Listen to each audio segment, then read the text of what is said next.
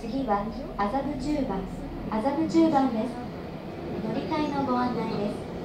都営大江戸線はお乗り換えです。お客様にお願いいたします。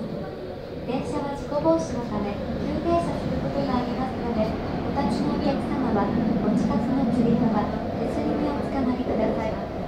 また、網棚の荷物にもご注意ください。The next station is 麻布10番。Please change here for the Toei Oedo line.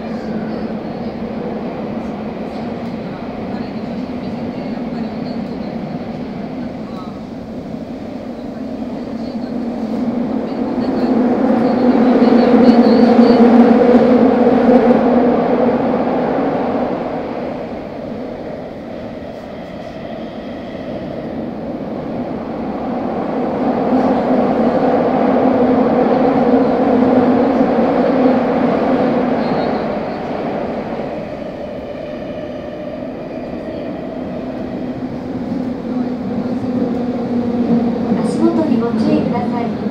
出口は右側です。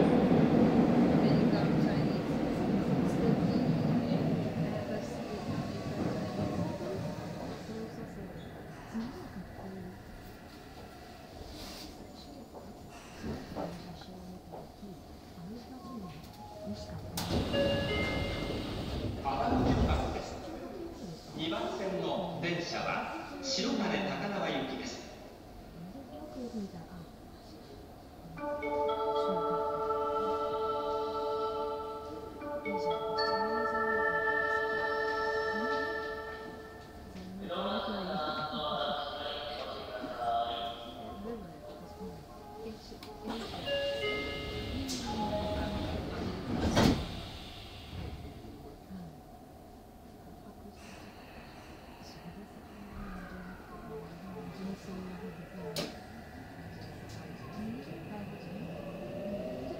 次は白金高輪終点です。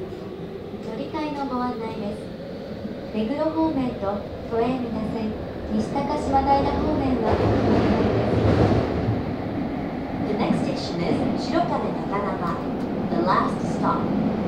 Please change here for the Toei Mita line for 西高島平。